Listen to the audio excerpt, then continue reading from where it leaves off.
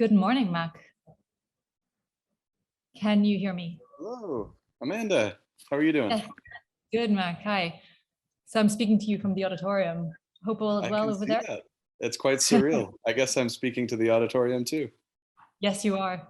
Hi, everybody. Should I go ahead and All get right. started? Or do you have some words first? So, Mac, I'll hand it over to you to introduce Wonderful. Sylvia. Wonderful. Thank you, Amanda. Great. So yeah, my name's Mac Schwager. I'm a professor of aeronautics and astronautics at Stanford, and I'm also the editor-in-chief of MRS this year. And it's a pity that I couldn't be there in Cambridge in person. I would have loved to have been there with you all and enjoyed this wonderful conference. But I do have the pleasure today of introducing our second early career speaker, who is Sylvia Herbert. I've known Sylvia for a few years now because she did her PhD at Berkeley. And so she had been a neighbor of mine, and we got a chance to meet up on both sides of the bay and hear about one another's research. I've been excited to see her career accelerating over the past few years. So she is currently an assistant professor at UC San Diego in the Mechanical and Aerospace Department and part of the Contextual Robotics Institute, which is a new and growing robotics institute that's at UC San Diego. As I said, she did her PhD at Berkeley with Claire Tomlin in the Electrical Engineering department. And before that, she did her bachelor's and her master's degrees at Drexel in mechanical engineering. She's recently won an Amazon Research Award, and I'm sure she'll have many other research awards and career awards to come. She does work in guaranteeing safety using control theoretic tools, particularly reachability theory, in problems that involve robots and humans and in multiple robots. And so I'm really eager to hear what she has to tell us all. So Sylvia, please go ahead and take the floor. Thank you so much, Mac. Likewise, I'm sad that I'm not there. I'm pregnant enough that my midwife thought it was not a great idea to travel internationally right now. But I'm so grateful to have the opportunity to speak with you all. Today, I'd like to talk a bit about human-inspired, safe, and efficient control of autonomous systems. Before I get in, I just want to quickly mention that this is by no means just myself. I've had the opportunity to work with many different faculty, postdoc, grad students, undergrads, and these are the co-authors that you'll see on some of this work. So the motivation of this talk is pretty simple. It's that we want our autonomous systems to operate safely in real-world environments. And traditionally, coming from controls, this means guaranteeing the safety of every possible trajectory of a system. And as we get to more and more complicated systems operating in more and more unstructured environments, especially ones in which you have to interact with other agents, especially difficult to predict agents like humans, it becomes harder and harder to guarantee the safety of every possible trajectory of the system. Therefore, companies are forced to instead rely on more heuristic type measures of safety, and you can end up with issues like these. These are a couple of headlines that I pulled from the news. So there's a real need to think about how we can reason about safety in a scalable way. So given that, my talk, I'd like to talk about 3 different approaches that we've taken. First, I'm going to talk about some general approaches that we've used for scaling safety analysis. Then I'm going to discuss how we can use inspiration from humans and the fact that humans have to navigate in the real world in real time with limited compute to inspire some work on real-time safe control for single agents navigating through an environment, and then scaling that up to safety for multi-agent systems where you could have multiple robots and multiple humans. So let's begin with the safety analysis. So for this, I'm first just going to introduce the standard safety analysis approach that we use in my lab called Hamilton-Jacobi reachability analysis that Mac mentioned. And then I'm going to touch on two ideas. One is decomposing these systems, and the second is warm starting these systems. So the standard approach is that you have some system, and it evolves based on its state, its control inputs, and potentially some disturbance. We assume that this disturbance is bounded, so you have a max and a min disturbance. And in the state space, there are regions that you may want to reach and or avoid. These regions don't necessarily have to be convex and compact, but for visualization, circles are nice to look at. So that's why I chose this. Here we have a goal, and we want to find the reachable set. the set of states for which I am guaranteed to be able to reach this goal despite worst case disturbances. So in order to do that, I'm going to define a cost function over this goal. This cost function is going to be positive outside of the goal, high cost outside of the goal, and negative inside of the goal. Typically, we use a sign distance function, as you can see here. This is just distance to the edge of the goal. So the distance is 0 at the goal, negative inside, positive outside. Using this cost function, we want to build up a value function. So the job of the value function is to tell us to find the minimum cost of trajectories of the system that start from some initial state and some initial time. So in order to find this minimum cost, we're going to take the minimum cost of our trajectories over time. Here I'm going to put in our trajectory notation. And we want to solve for this. Now, it turns out we don't have to necessarily solve for every single possible trajectory. It's sufficient to look at the optimal trajectories. So asking if I'm doing my best to try to reach the goal, and the disturbance in the worst case is working against me and trying to keep me from reaching the goal. What are the states from which I am guaranteed to still be able to reach it? So to do this, we do an imp soup over our control and our disturbance, where the control is minimizing and the disturbance is maximizing. So this is what we want to compute. This value function will tell me if it's positive, that my system starting from that state and time will not be able to reach the goal. And if it's negative, then systems from that state and time will be able to reach the goal. In order to compute this, this is generally a difficult optimization problem. And so we take the kind of brute force approach of doing dynamic programming. So we grid up this state space and we're going to update the state space everywhere using essentially a fancy version of the Bellman equation. That fancy version is called the Hamilton-Jacobi-Isaacs partial differential equation. What it looks like is this. If I were to fix a particular state in the state space and look at how the value changes over that state backwards in time, because we're doing dynamic programming, it would be according to this Hamiltonian. This Hamiltonian is saying that my control wants to minimize along gradients of my value function and wants to kind of do gradient descent towards the goal. But it's constrained to have to obey its flow field, the system dynamics. And so we look at the inner product between the two and choose the control that does its best to slide down this gradient. In the worst case, the disturbance is doing the opposite. So that takes care of our controls here. We still have this minimization over time that we want to incorporate in. And so we need to throw in one more minimization. I won't get into right now the intuition of why this is a min over time, but this becomes kind of our fancy version of the dynamic programming principle. We apply this to everywhere in the state space backwards in time, and this is what it looks like. So here my value function is propagating backwards for different time horizons. Here I'm going to stop it at a time horizon of about 10 seconds. Now this is my value function. From here, everywhere where this value is positive corresponds to a positive L of X and therefore positive cost. Everywhere the value function is negative corresponds to a negative L of X and therefore negative cost or reaching the goal. Therefore, I care about where this value function just goes from positive to negative. So I'm going to slice this at 0 and flip this back around. And that is my reachable set, or reachable to the set of states from which I'm guaranteed to reach the goal, despite worst case disturbances. So this is nice. Traditional Hamilton-Jacobi reachability analysis provides safety guarantees and control policies. The control policies come from the fact that these value functions have these gradients that can inform us online of what control to use in order to guarantee reaching these goals or avoiding these obstacles. We have many different tools to compute this, ranging from MATLAB, Python to C++. I have a list of the tools here. And it's generally pretty straightforward to use. We don't have hyperparameters, et cetera. And so it's a very pleasant formulation in terms of the theory. The big problems come from the fact that we are doing dynamic programming. So we struggle with complex models and uncertain environments. Now, there's some ways in which this is good. With complex models, it's not very good. With complex models, even for single systems, because we can't handle more than about 5 or 6 dimensions, we end up using very simplistic models of our systems, where, for example, we might say that a human body is more or less a double inverted pendulum. Now, this clearly does not capture everything that a human body can do. And so performing a safety analysis or goal satisfaction over this might not actually capture the safety for their true system.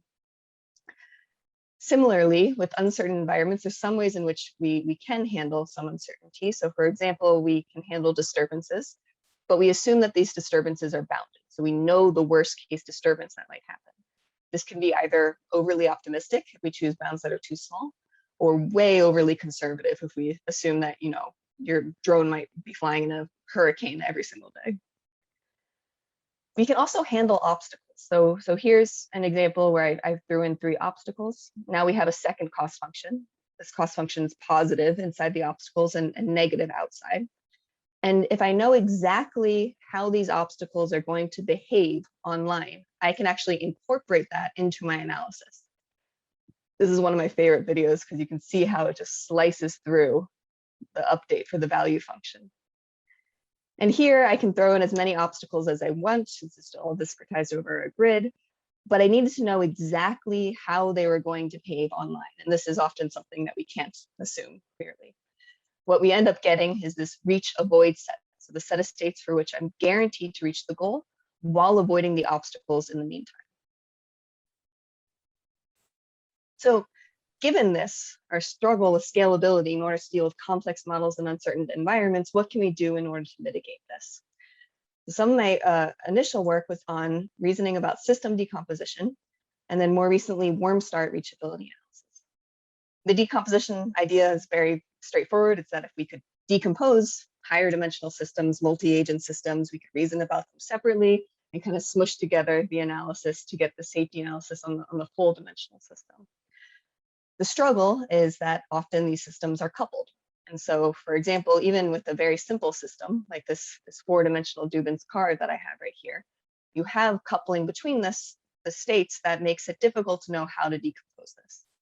So for example, X here depends on the speed and the angle. Y similarly depends on the speed and the angle. And the angle and speed each depend on the inputs. So here, this system is coupled. We asked, well, what if we just forcibly rip this system apart? Well, clearly there's some issues in doing this. We're now missing information about B over here and missing information about theta over here. We asked, why don't we replace that missing information with a worst case assumption? Essentially assuming that these are virtual disturbances that will take on the worst case value as we try to update our set. This now introduces more conservativeness, but we end up with 2 2D systems rather than one 4D system. Since this scales exponentially with the number of states, this would be really nice if we could do this. The way that this works is that we're going to compute each of them separately and then combine them together by saying the value at a particular x, y, theta, and b is going to be the max or worst case value between the 2. If this is kind of my 4-dimensional space and this is my goal, I need to be able to project this goal down onto the x theta subspace and similarly the y b, compute in those subspaces, lift them back up, and then I take the max, which is in this case the intersection between the 2. If my true reachable set looks something like this, the one that I've computed in gray is going to be guaranteed to be a conservative under approximation. Here's what it looks like in practice. So here's that same system. Since we can only see in 3D, I have slices x, y, and b, and x, theta, and y. In green is the full formulation, and in gray is that decoupled approximation. Here, we're able to recover about 20% of the reachable set volume in 1.5 minutes, compared to at the time it took a full half day in order to compute the full formulation. Here's the computation time difference. So here with number of grid points, the full formulation, the decoupled approximation with reconstruction and without reconstruction. So it does help quite a bit to be able to do this. There are some situations in which you can actually recover this exactly despite the fact that they are coupled. So in this case, for example, we could replace this with the actual state B and similarly with the state theta. We now have 2 3D systems, which isn't quite as good as 2 2D, but we remove this disturbance. Here, if this is my unsafe set that I'm visualizing in 3D, x, y, and theta, again, I'm going to project this down onto x and theta and y and theta. This is what it will look like when I lift them back up. And now I'm going to propagate each subsystem independently, and we're going to keep an eye on the intersection.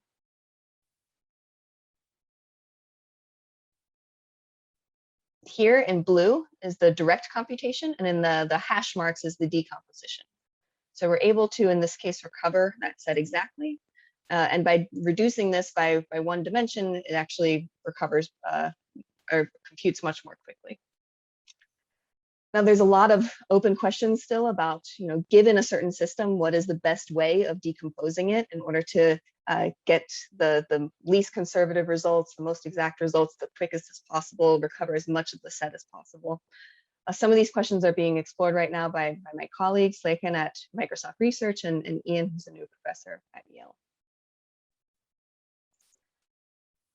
So that's our work on decomposition. Similarly, there's some straightforward motivation for why we might want to warm start these analyses. When we find out that there's changes in our system, so either changes in the autonomous system, changes in external disturbances, or changes in the behavior of other agents, such as these children terrorizing a mall robot, it might be nice to be able to update your safety analysis. So rather than recomputing everything from scratch online, can you instead update things based on the new information that you've discovered? So we've discovered and proven that if we start with an overly optimistic scenario and then discover that the world is much worse than we expected, so here in blue is our optimistic one, we can actually converge to the true solution by warm starting. In the reverse case, where we start with something that's overly conservative and it turns out the world is better than we expected, we can guarantee that we won't get a more conservative solution by updating. We may not be able to recover the true solution entirely, but we won't do worse by applying this update. So doing this means that now we can take systems that before were very challenging to update online and now be able to update their safety based on new information. So here is a 10-dimensional nonlinear quadcopter model that's flying in this figure 8 pattern. And it experiences an unexpected disturbance here. And it needs to contract to a much more conservative level set of its safety analysis. It collects information about the new dmin and dmax that it can experience now using Gaussian processes, and then applies an update to the system in order to now get the new, least conservative safe set possible, given the new disturbances that it experiences to the system. In order to do this, we apply decomposition, as I mentioned before.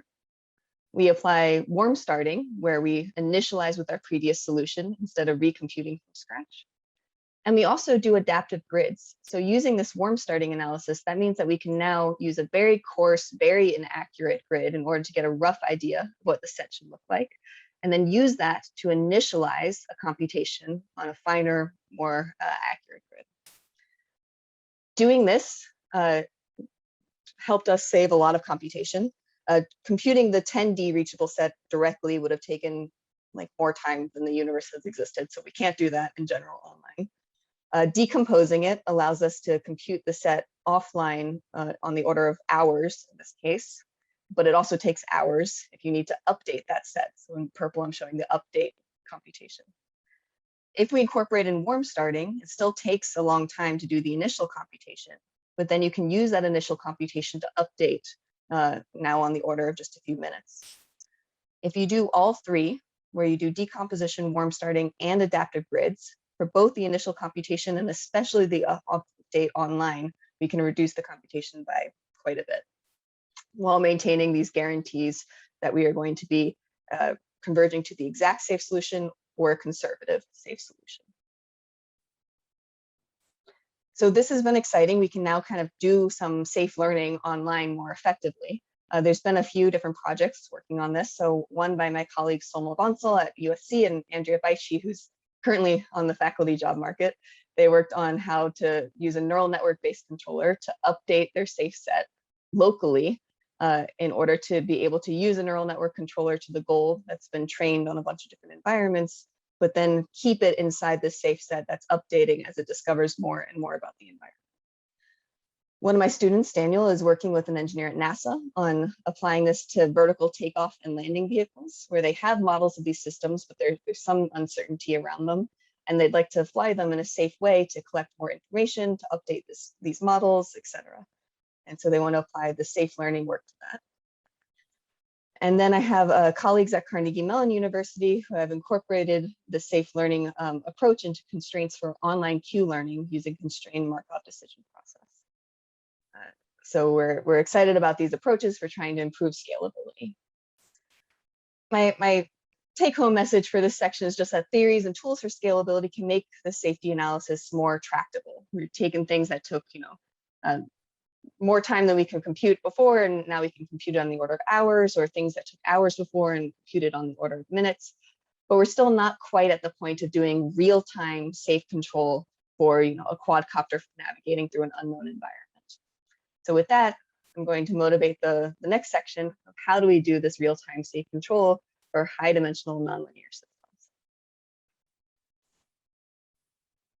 So I've told you that I can do slow and accurate planning. If you give me some obstacles, a goal in the system, eventually I will tell you the optimal control for reaching the goal despite worst-case disturbances. On the other extreme, in robotics, we often do fast but less accurate planning, like rapidly exploring random trees, where we quickly find a path to the goal, and then we try to track this path. We may not be able to track it exactly, and so we may end up in a collision. So how do we balance the safety of the slow and accurate method with the speed of the fast but less accurate method? So like I said, we can ask, how do humans deal with this? And there's some research that suggests that humans navigate in real time by using lower dimensional models of ourselves for planning, with an idea of how those plans should map back to our high dimensional system and what is going to be the error that we incur by planning in that low dimensional subspace. So for example, if I am pouring myself a cup of coffee, I'm not thinking about every single joint angle. I'm planning in the lower dimensional space with knowledge of how it maps back to my high dimensional system. Can we do something similar with our autonomous systems? Can we plan using that simple ROT, but with the knowledge of how that maps back to our high dimensional system? So what we'd like to do is plan using the very simple planning algorithm, but with this bound around which we know we can be guaranteed to stay inside this bound. Here's kind of what we would like to see. So here's this 10D plane model that's coupled, and it's trying to navigate through this unknown environment. And as it's generating this path, it wants to be able to stay within this bound with respect to its lower dimensional path. So here's kind of the two agents in that system. So here I'm going to call this the tracking agent, the high dimensional system that's actually trying to follow the plan, and the planning agent, the lower dimensional system that we're using as a planning algorithm. In this case, normally the tracking agent would be something high dimensional. Since we can only see in 3D, I'm going to make it 3D for graph reasons. Here I'm going to make it a 3D Dubin's card. And the planning agent, I'm going to say, controls its X and Y velocity directly. Now, thinking about the behavior of these, the tracking agent is going to try to track or pursue the planning agent. So I'm going to call it a pursuer. And the planning agent, we don't know what it's going to do. We don't know the algorithm. We don't necessarily know what the online environment's going to look like. And so we have missing information there. We're going to once again replace that missing information with a worst case assumption, saying I may not know what it's going to do. So why don't I plan on it doing the worst possible thing and ask if I can stay safe with respect to that. In this case, the worst possible thing would be actively evading the tracking agent, being as difficult as possible to follow. In this case, it is an evader. I've therefore set up a pursuit evasion game between these two identities of the system. And given this pursuit evasion game, I want to ask, what will be the largest relative distance over time between the two agents? Where here, the largest relative distance over time is equivalent to saying the worst possible tracking error over time, which is equivalent to saying the tracking error bound. So we want to be able to rigorously compute the tracking error bound between these two, assuming that they are acting optimally. We're doing our best to track the system, and the system's doing its best to avoid us. To do this, we can also use reachability analysis. I'm going to skip over some of the math, but the idea is that we're going to now define a cost function in the relative state space, where the cost function is just distance to the planning algorithm. So the planning algorithm is at the origin, and I'm looking at distance of the tracking system to this planning system. I can take different slices of this cost function, and I'm showing these slices over here. Here they are in 2D, X and Y, and here are what the slices actually look like in the full 3D space. So here's X, Y, and theta. These 2D slices are at a theta of 0. So when the plane is pointed to the right, and we know that it has some fixed radius of curvature. In all these cases, the planning algorithm would be at the center, and we want to know what are the set of states where if I start my plane inside this set, I'm guaranteed to stay inside of this bound. Over here, if I start my plane here, I'm going to have to exit the bound in order to come back in. So that's not valid. If I kind of scooch this back, then here's the states from which that would be valid. If I start down here, well, that's okay, as long as I can turn more sharply. And starting back here, that's also fine. So I'd expect something like this, as a set of states that I can start in such that I can stay inside of this bound relative to the planning agent. If I look at a smaller slice, well, now I have to scooch this back a little bit more, and it might look something like this. And eventually I can look at a slice that's so small that even if I start back here, I'm going to have to exit the bound in order to come back in. So there might not be anything that exists here. So let's, given that intuition, look at what happens when I actually do propagate this value function. So as we expected, this pulls away from the right. And eventually we get to a point where this slice is no longer feasible. I continue propagating this over time, asking for longer and longer time horizons. Will I be able to stay safe? And eventually this actually converges. And so there are many different slices that I could take here, where these slices would say, if I start inside of this purple set, I'm guaranteed to stay inside this blue set. Or start inside this red set, guaranteed to stay inside of this blue set. In fact, since it converged, I can say something stronger. If I start inside this red set, I'm guaranteed to stay inside the red set. Here's what the sets look like in 3D. So you can see as we stack and rotate this through theta, you end up with this kind of cool corkscrew shape. And any of these are valid tracking error bounds. So given that, we typically care about minimizing error. So I'm going to take the kind of smallest bound possible. And this is what that error bound looks like in that 3D relative state space between the planning algorithm and the tracking system. Now, the planning system can't see in 3D. If you recall, it only knows X and Y. And so I need to project this down onto X and Y. And this will be the bound I will use for planning. Intuitively, this says that if the planning algorithm's at the center, then the tightest bound that I can stay within using this plane model is one in which we are doing donuts around this bound. Online, how do we use this? Well, we initialize where we are as the tracking system. And based on this, we decide where we want to start our planning system. That state is going to go into our path or trajectory planner. I don't know what this is. It could be model predictive control. It could be RRT. Just anything that's going to use that planning model and output what the next state is. I'm also going to feed it in the obstacles that I sense in the environment. And I'm going to augment these obstacles by my tracking error bound that I just computed. My path or trajectory planner is going to output where it wants to go next. And then based on the relative state between where I am and where this plan is, I'm going to use that pre-computed value function to tell me how best to chase this state. Now, I may not be able to track it exactly, but this deviation that I have will never be more than this tracking error bound. Therefore, as I apply this over and over again, I may violate the augmented obstacles, but I will never violate the true obstacles. The point here is that we're essentially just letting you plan with the path or trajectory planner using a low dimensional system with two small additional parts to it. One is incorporating this tracking error bound to augment the obstacles, which we typically augment anyway. And the second is to look at the relative state between where the plan is and where I am, to look up this pre-computed tracking control that tells me how to best chase the plan. So the high dimensional system doesn't need to know anything about the environment or what's going on. All it needs to know is where the plan is and how to best chase that plan. So here's what it looks like in our first simulation.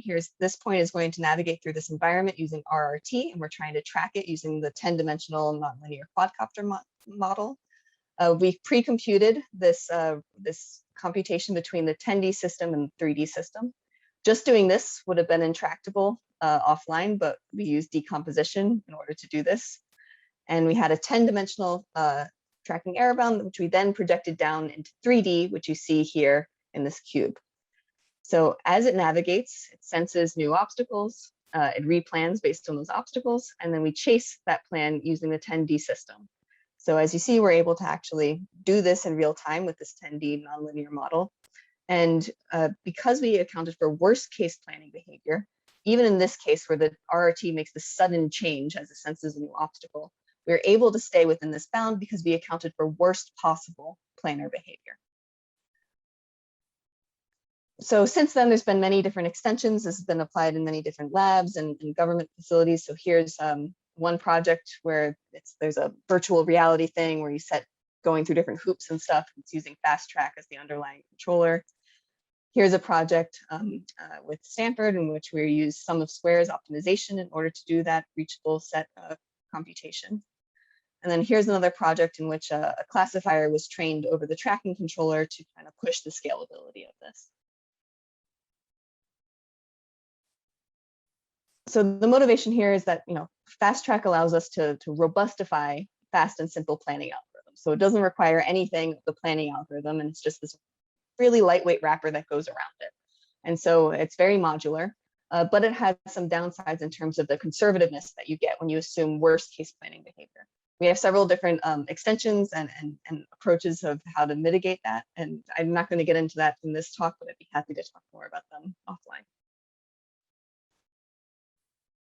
Okay, so in all these cases, we were trying to deal with one agent navigating through a static environment, which is fine, but when you're talking about real world environments, that's not something that we can assume. So how do we deal with safety for multi-agent systems where you have some that may be able to communicate with you, like other robots, and some that cannot, like other humans?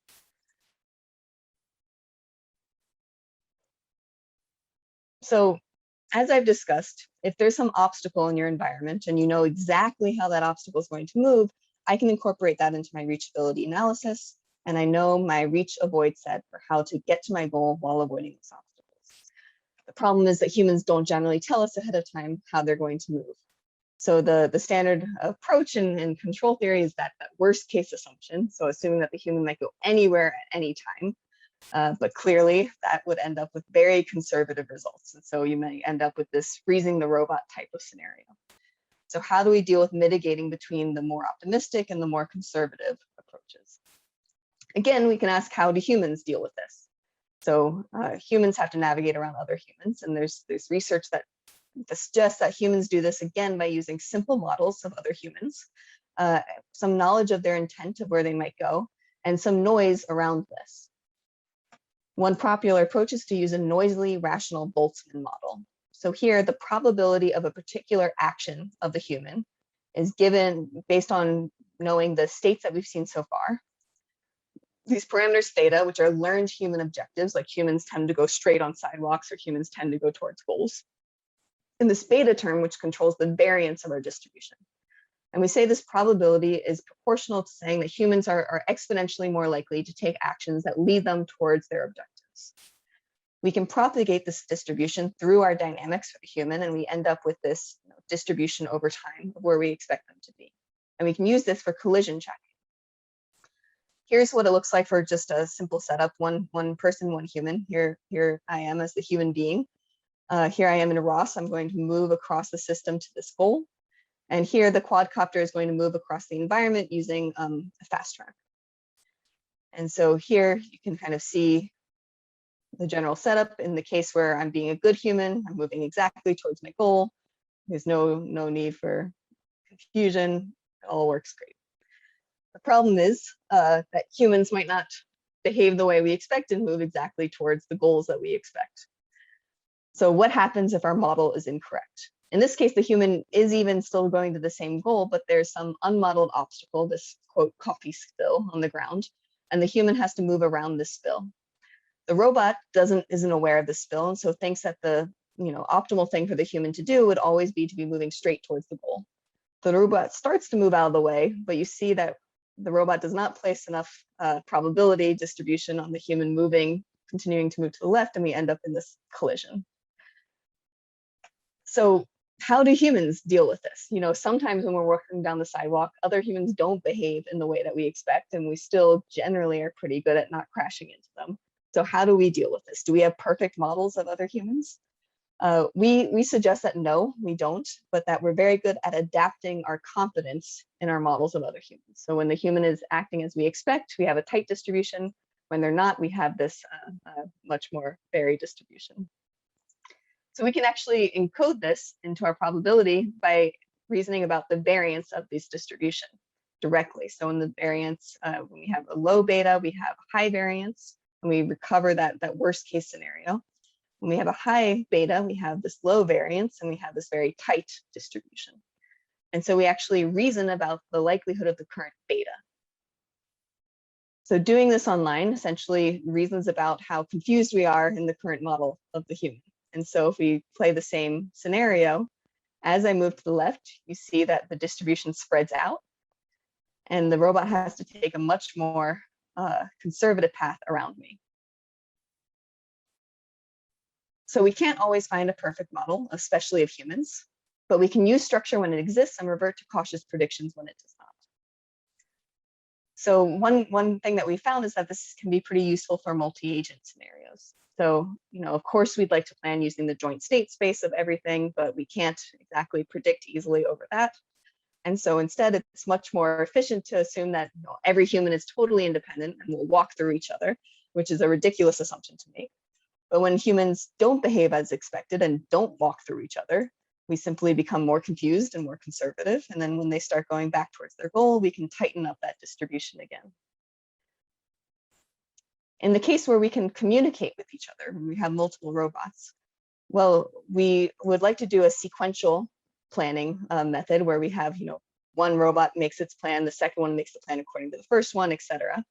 This is nice in terms of scaling, but can take a lot of time if you're trying to do this for many robots. And so we suggest instead doing this using fast track. So planning using very quick waypoints with a knowledge of the error bound around those waypoints. And so all they have to communicate to each other are the waypoints in this bound. And so they can very quickly update these trajectories online, knowing that they'll stay outside of each other's bounds. This is what it looks like in our little experiment. So we can only fit two quadcopters and 2 humans in our real world experiment. So here we're going to have 2 quadcopters moving across the room and 2 humans similarly moving across. And you'll see that the humans have to kind of navigate around each other. This human, Jaime, my colleague who's now a professor at Princeton, insisted on dancing the whole time to extra confuse the robots. But we end up moving around each other, getting to our goals, and the robots have to reason about navigating based on this. If we look at what's going on under the hood, here's me going towards my goal, and here's Jaime going towards his goal. You'll see as I go towards my goal, the distribution will tighten up. Jaime, it's always kind of confused about what he's doing. And you'll see, especially when we navigate around each other, the robots will have to reason about the spike in confusion as we don't walk through each other. You see, this robot actually had to pause and replan around us. We have scaled this up in simulation to multiple robots and multiple humans now navigating through an environment. So I don't remember how many robots and how many humans, but we found that this also works pretty well in these scaled up simulations at least. Okay, so given that I have a message saying I only have a couple more minutes, so I'm just going to very quickly talk about some of the next directions I'm excited about. One is continuing to look at cognitive science for autonomous systems. So humans, traditionally, we thought of humans as maximizing rewards. Then we realized there's a whole host of biases and heuristics that humans use. And this is, you know, because we have limited compute. And now there's an idea that maybe humans are trying to do something rigorous, subject to limited compute, and then you end up seeing a lot of these biases and heuristics in practice. I think there's a similar thing with robotics, where on one end you can try to maximize your reward and do the optimal thing. On the other end, you can just pull from biases and heuristics. And in between, you can ask, you know, how can I try to do something rigorous, subject to limited compute? So we can use some of the techniques from how humans reason in order to inform how robots should reason. Similarly, if you plan using humans, you could plan using very simple models, or you could try to have, you know, the perfect model of a human. And in between, there are, you know, different levels of planning, from greedy to bounded to humans that reason about robots that reason about humans. And in different cases, we can ask, how complicated of a model is necessary and what do we lose by simplifying? So I have a project with a cognitive science professor here at UCSD, reasoning about the value of computation over different predictions of humans. So when is it worth applying a more rigorous computation and a more rigorous prediction? When is it sufficient to use a simple and coarse prediction? Theory for scalable safety analysis. So I'm similarly interested in blending theory and tools for high dimensional trajectory optimization for safety. So there's many different tools beyond reachability analysis for doing this. And if we look at the different approaches and relationships between these methods, we can perhaps make advantages between the two. One direction I'm very excited about is a paper that's coming out in CDC with my colleagues at Berkeley, where we looked at the relationship between reachability and control barrier functions. And have shown that we can essentially use reachability to directly construct control barrier functions for general nonlinear systems. And it has many potential advantages for the reachability community and many potential advantages for the control barrier function community by blending these two approaches and understanding how the theory and tools relate to each other. I have a current student, Sander, who's working on taking tools for learning control barrier functions for learning approximations of them and how to apply this warm starting in order to get rigorous then solutions for the control barrier functions. Similarly, we can think about control Lyapunov functions. Reachability is always interested in the minimum time to a goal. So reaching the goal as quickly as possible, but not necessarily staying there. Whereas if we can reformulate this to act more like a control Lyapunov function, we can reason about how to stabilize to a goal and then stay there. So again, how can we use reachability in order to directly compute control Lyapunov functions? And then finally, safety throughout and beyond robotics. So in a lot of these cases, I've only been talking about how do we avoid hitting other obstacles. But in some of these scenarios, it's much more nuanced than just don't ever intersect with an obstacle. And so what does safety mean in these contexts and how can we reason about them? And I have one student who's doing this for reasoning about safety during exploration when objects can be moved or deformed, but doing so affects surrounding objects. And he's interested in this because he works in a surgical robotics lab where you have to, push around tissue in such a way that you're reasoning about safety, or in disaster type environments where you have to, push around objects to try to get to your goal while trying to reason about the safety of doing so. And so he's started working on some approaches for how you can do safe exploration in these cases. Okay, I know I've breezed through that future work very quickly, but given that, here's the current directions that we've done. Here's what we're actively working on right now. And I'd love to hear questions, comments. I'd love to hear from interested students or postdocs or collaborators. Here's my email and here's my website, and I look forward to working with you all. Thank you. Wonderful. Thank you, Sylvia. Let's all give Sylvia a hand. Thanks, Sylvia. Awesome, really super exciting work. And I think the focus on safety is really so important right now, given that robotic technologies are going out into the wild and interacting with people. I think this is exactly where we need to be focusing. Amanda, can I hand the Q&A off to you? Yep, that's perfectly fine. Beautiful. Thanks, Mac. Okay, I'm going to excuse myself. Thank you so much, Sylvia, for the talk. Great to see you all in Cambridge and online. And I'm looking forward to more in-person conferences in the future. Sounds good. See you, Mac. Thanks, Mac. Thanks, Sylvia, for a great talk. Really enjoyed it. So I'm going to hand over to the audience here for questions. Does anybody have a question?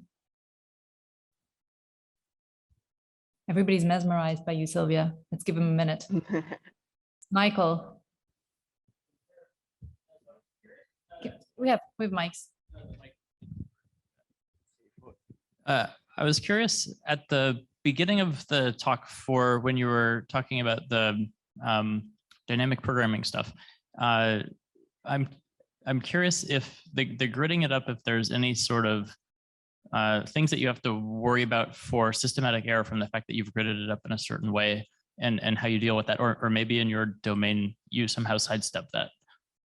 Yeah, we have various people have done analysis on like how fine that grid has to be given your dynamic system so that you ensure that you're not missing things that go on between the different grid points. This becomes really interesting when looking at the warm starting stuff or locally updating, where maybe you would like to update only in areas where you have new information. And so you'd like to do some sort of adaptive sampling or adaptive grid type approach, and reasoning about, you know, what type of sampling you need to do and how finely you need to do it, given how your system dynamics operate in that area of the state space, such that you can get, you know, guarantees on the results is a really interesting. That's part of why I'm working with this person from Microsoft Research who understands these sampling based approaches very well. Excellent. Thank you for the talk. Very interesting. Yeah, good to see you virtually. Mhm. Good to see you as well. I think there's another question in the back, Lorenzo. You hear me? Yeah. Thank you very much for your talk. I was wondering, at the end of your talk, you showed some videos where there were multiple robots, multiple humans, and you were able to deal with that. Do you think there is a limit in like the density of humans and density of robots that can be dealt with? I mean, could this work in a shopping mall or something like this? Yeah, great question. So we're doing this trade-off of saying, you know, I'm willing to use very coarse, very simple, fast predictions and reason about how confused they are, because I'm willing to take up some of that state space if necessary to make a coarser prediction or with more variance. If you have more and more humans and they're all acting in ways that you don't expect, then you can quickly return to this freezing the robot type scenario. That's why I'm interested in this future work with this professor from cognitive science on asking, you know, given that this is my path to the goal, the humans that might be in the way, but between me and this path, I need to apply more compute, do a higher fidelity prediction, understanding more about humans, like humans have orientation and react to other humans and things like this. And humans that are, you know, perhaps behind me or somehow not related to my task, I can just use very coarse predictions and not worry about it. So the question of how do we reason about how much computational effort we should apply to each of these predictions is a really interesting one, and is something that's also explored in psychology of this, you know, meta-analysis that humans do of how much effort am I willing to compute on this task, given, you know, the situation of the task. Yeah, Thank you. it's great. Thanks. One last question. We have time for. Yep, there's one there. Stephen. Hey, just a quick question. So in the multi-agent with humans, basically you have the humans each have their own goals, right? I was wondering, like, surely it's not easy to just say this human's going here. I was wondering if you were doing any research into thinking, okay, predicting what the human might actually do or what their true goal is. Yes, absolutely. So in this particular talk, we assumed that there were a certain number of goals. We do reason over which of the goals they're most likely to be going towards, and this confusion thing makes it so that if they're going towards none of these goals, you know, in the worst case, we end up with this more conservative prediction. But this can be paired very nicely with a lot of the work going on in HRI on how you update these learned human objectives. So there's this interesting question of, given the information you're seeing online, how much should you just degrade your predictions versus how much should you be updating your knowledge of the human model and the learned human objectives? And so this is something that I have a couple of colleagues at Berkeley that are actively exploring, you know, incorporating that learning process into this prediction. Great, thanks. I'm just going to read one question from the chat since we have some participation from our online audience as well. Sylvia, the question is, can we apply the safety approaches that you have mentioned for safe learning in an RL setting? Yes, so I mentioned very briefly that I have these colleagues at Carnegie Mellon University who are actually incorporating that safety constraint into a constrained markup decision process for online Q learning, where they're learning how to race a race car, where the race car itself is higher dimensional, has, you know, slip and different drag effects, but it wants to use the lower dimensional safety analysis to inform the safe learning aspect of this. And so that's currently under review. And there's many other approaches by my colleagues that are actively working in the safe learning area, also applying reachability type approaches to doing you know, deep RL and other sorts of deep learning based approaches. Super. Thank you very much, Sylvia. Let's give her a round of applause.